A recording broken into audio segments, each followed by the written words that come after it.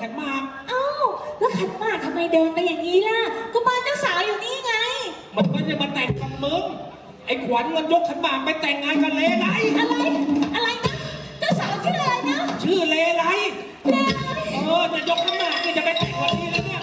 ยังไงก็ไปร่วมงานไอ้ฝันมาด้วยนะเอาจะมาเอา